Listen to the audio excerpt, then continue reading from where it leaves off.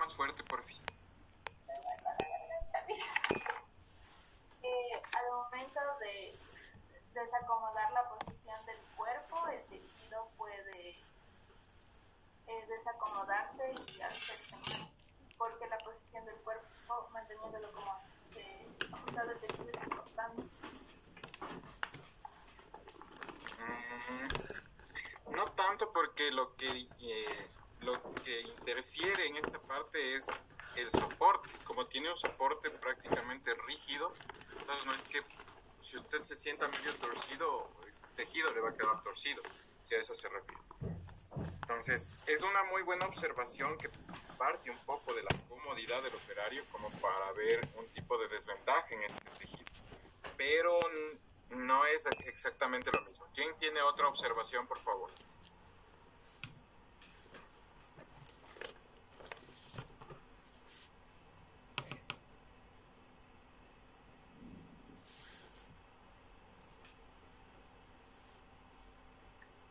¿Nadie?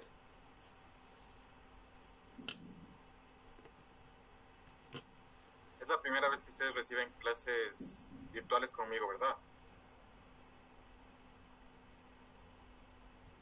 Sí.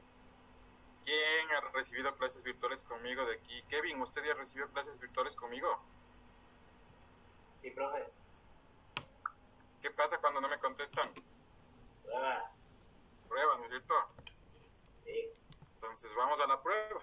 Les subo prueba a la plataforma. No. Miren que las clases virtuales, o así en esta forma que nosotros estamos teniendo, dependen mucho de la participación de ustedes. Pero si ustedes no quieren participar, ponen fondos de pantalla, no encienden las cámaras, es fácil. Yo cojo y les tomo evaluación. Así de fácil. Hasta ahorita solo 2 personas me han dicho del por qué no pueden encender las cámaras. Del resto, todo el mundo debería estar con las cámaras encendidas. Y verán que yo sé estar bajando la parte donde ustedes se encuentran registrados con las cámaras. Yo sé estar bajando y sé ver quiénes están con las cámaras encendidas y quiénes no. ¿Sí? Si alguien no puede tener la cámara encendida por cualquier motivo, me avisa y no hay problema. ¿Sí? Y a mí me gusta verles las caras en las cámaras, no los techos de los cuartos, no los cintillos. ¿Sí? Así que porfa, o participamos, porque no sabemos hasta cuándo nos vamos en esta nueva modalidad. Posiblemente, de acuerdo a lo que se lee, nos vamos hasta mañana todavía. Dele, a ver, tenía una pregunta Cindy y María, que están conectadas juntas. Bueno, en Otavalo hay un lugar que se llama la Plaza de los Ponchos, en donde se ve a las personas indígenas tejiendo con ese telar, justamente el que nos explicó hace un momento. Y cuando dicen, bueno, usted dice que tal vez la posición no importa, pero ellos han comentado cuando se les pregunta que sí es importante mantener la postura recta porque el tejido sí se le sale chueco.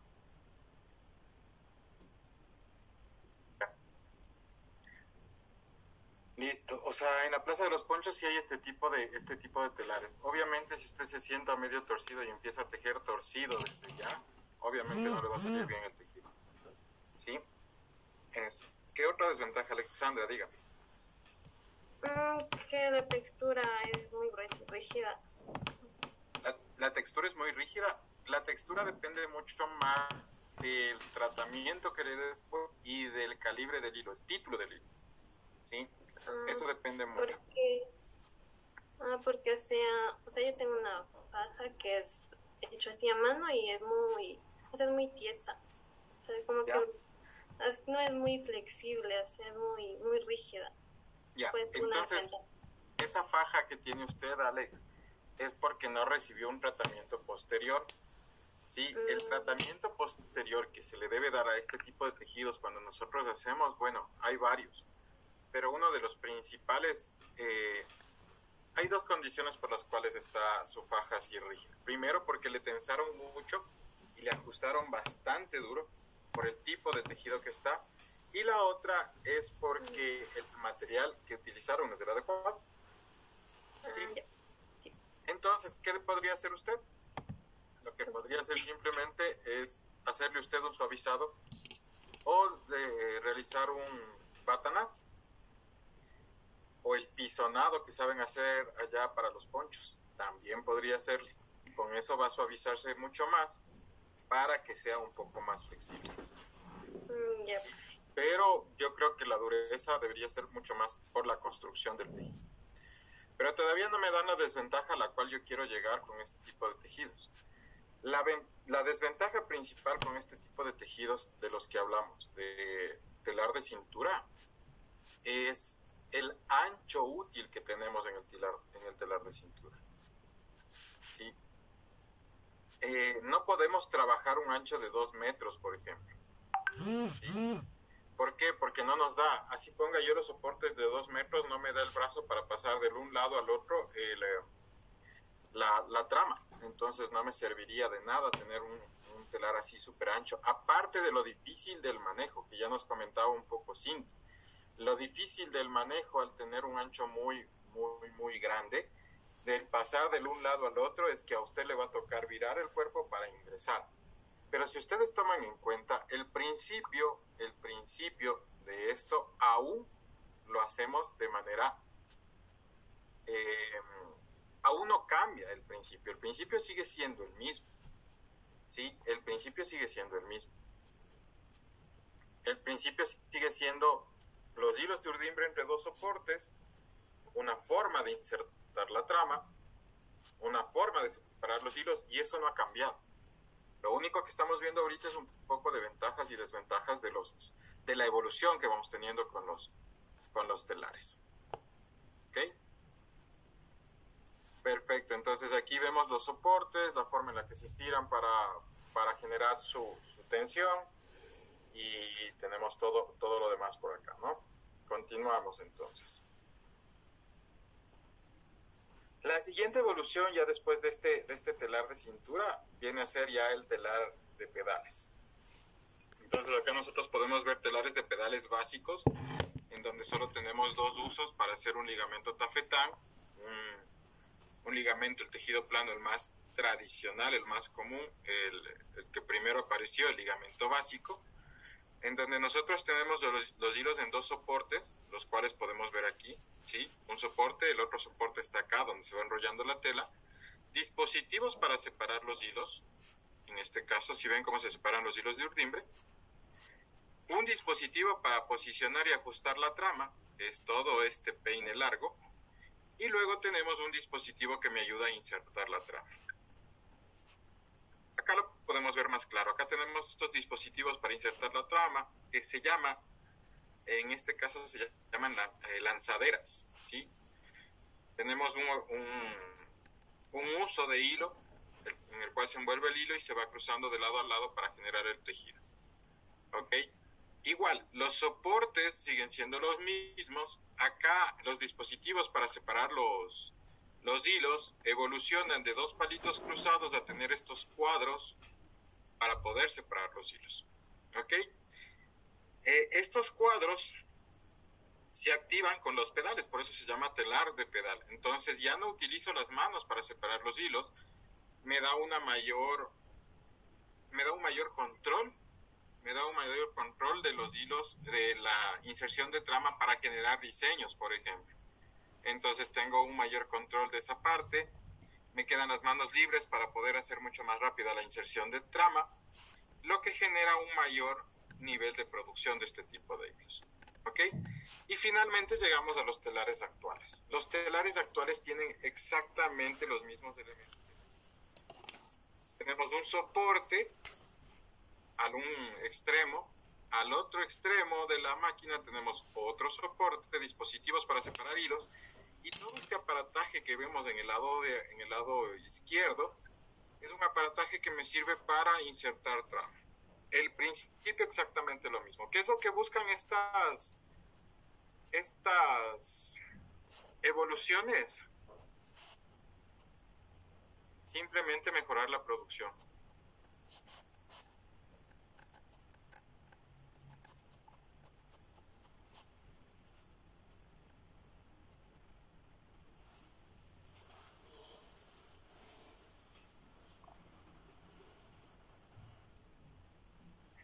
¿Estamos claros?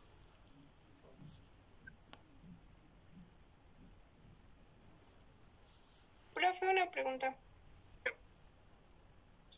¿Y esas son como las máquinas de bordar?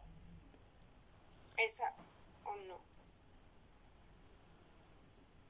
Las máquinas de bordar, no, es muy diferente.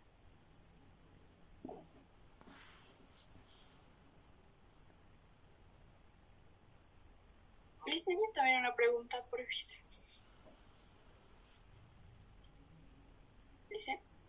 Dígame, Sí. dígame. Este telar actual ya se considera como producción como masiva y los otros todavía se consideran artesanales, ¿verdad? O sea, el artesanal valdría más que el telar actual. A ver, ahí le aclaro algo. Para que sea una producción artesanal debe tener por lo menos el 85% de producción manual. Entonces, si nosotros vemos en estos telares ya de pedal, hace muchos años en estos telares de pedal ya se hacía producción masiva de telas. Aquí ya puede hacer usted una producción masiva de telas.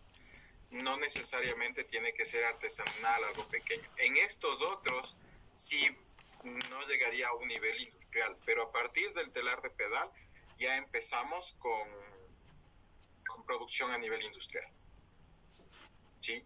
Acá perdemos ya la parte artesanal porque ya trabaja mucho la máquina, trabaja solita la máquina. Entonces ya no. Incluso aquí tenemos como 24 dispositivos para separar los hilos y poder hacer los diseños de los tejidos, que es algo que vamos a ver después en el siguiente semestre. Entonces ya acá tenemos muchas cosas diferentes que ya es a nivel industrial. Acá ni siquiera usted necesita estar como operario manejando el telar, sino que simplemente usted pone un programa, manda la ejecución y el telar le ejecuta solito. Ahí sí funciona como las máquinas de bordar que me dice la Deina. Entonces yo llevo en una flash memory el programa, pongo en la computadora del telar y el telar empieza a trabajar. Si ustedes ven, aquí tenemos una torre de luces de colores y esta luz de color está prendida en verde. Cuando la luz cambia a rojo es porque algo pasó en el telar y usted tiene que ir a revisar. Antes usted tenía hasta 2 operarios por cada telar. Ahora con la revolución industrial y este tipo de telares, usted tiene máximo un operario por cada 10 o por cada 15 telares. Entonces ya, porque solo es de control. Entonces ya se ha dejado mucho de lado también la mano de obra de las personas. ¿Sí? ¿Alguna otra pregunta hasta aquí? Está claro, ¿verdad? Sí, profe. Perfecto. Entonces acá tenemos, miren, otro telar moderno, se puede decir, ya con la revolución industrial. Soportes de los hilos, dispositivos para separar los hilos de urdimbre y dispositivos para insertar traba. Sí, entonces ahora sí vamos a ver, una vez que ya sabemos cuál evolución ha tenido el telar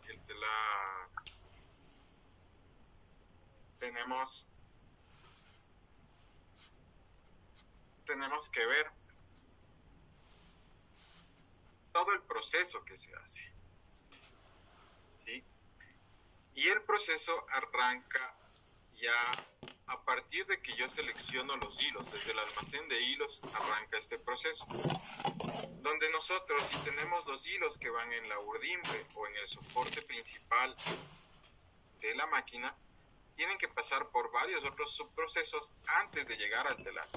Pero si el hilo va a ser de trama, sale del almacén de hilos y va directamente hacia el telar. Entonces, en este proceso nosotros tenemos, si es que es un hilo de urdimbre, tenemos urdidora, y esta urdidora puede ser directa, seccional o manual. Tenemos un proceso de engomado, un anudado, un remetido, y de ahí entramos al proceso del telar que vamos a ver mucho después. Ahora lo que vamos a hacer es vamos a detallar estos procesos que son importantes para un tejido plano. Entonces, dentro del tejido plano nosotros tenemos un soporte que se llama enjulio, es uno de los soportes en donde se encuentran los hilos de urdimbre. Regáleme un segundito, por favor.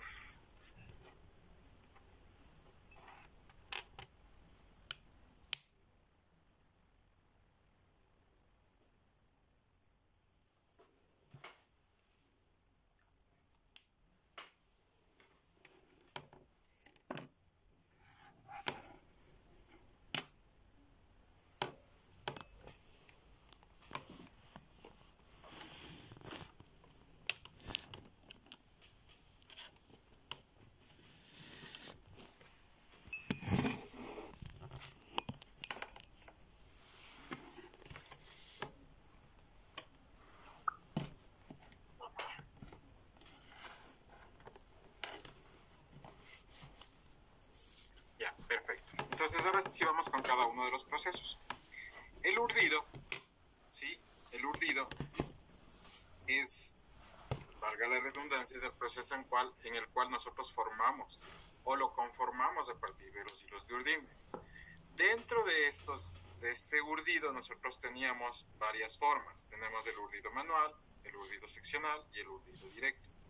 ¿Y qué es el urdido? El urdido no es nada más que envolver hilos sobre un soporte para que luego se vayan desenvolviendo y me generen el tejido. En el caso de tener un urdido manual, nosotros disponemos de estos cuadros con palitos. ¿Qué me van a hacer estos palitos? Cuando yo tengo estos cuadros, lo que voy haciendo es, voy envolviendo o voy dando la forma de acuerdo a como vemos acá en la imagen. Y los hilos se están colocando unos encima de otros. ¿Para qué? Para cuando yo saque el tejido me quede todos los hilos así abiertos y puedan ingresar al telar. Si no, yo no puedo ingresar esos hilos al telar. Entonces, ¿para qué tengo tantos palitos acá? Depende la longitud que yo quiera hacer mi tejido. Por decirle, si paso de esta forma, mi urdido, voy a conseguir una longitud de 1 metro, y si paso de la forma que está acá por todos los palitos, voy a conseguir una longitud de 3 metros. Entonces, todo depende del largo del tejido que yo quiero obtener en el caso de la urdidora manual para saber por cuáles de estos palitos o de estos soportes pasan mis hilos de urdido. ¿Sí? ¿Estamos claros? Sí, parece. ¿Sí? Quedó clara la urdidora manual. ¿Y por qué es manual? Porque lo hago manualmente. Lo hago de forma manual. Esta sí es de manera artesanal. ¿Sí? O sea, sí nos sirve para hacer a nivel industrial, pero no es mucho. ¿Ok? Ahora nosotros tenemos el urdido seccional. Como ustedes ven, el urdido seccional se enrolla como... al lugar en el que se enrollan los hilos de urdido se le conoce como enjulio. Entonces, ¿por qué es seccional? Porque se va haciendo por partes, ¿sí? Más o menos como para tener una semejanza o un símil. Es como yo tener cintas de scotch pequeñas y llegar a formar un ancho como la cinta de embalaje. ¿Sí me cachan la idea? ¿Por qué se da este tipo de disposición o por qué se trabaja en este tipo de urdidora seccional? Sobre todo por el espacio que se necesita para colocar todos los hilos.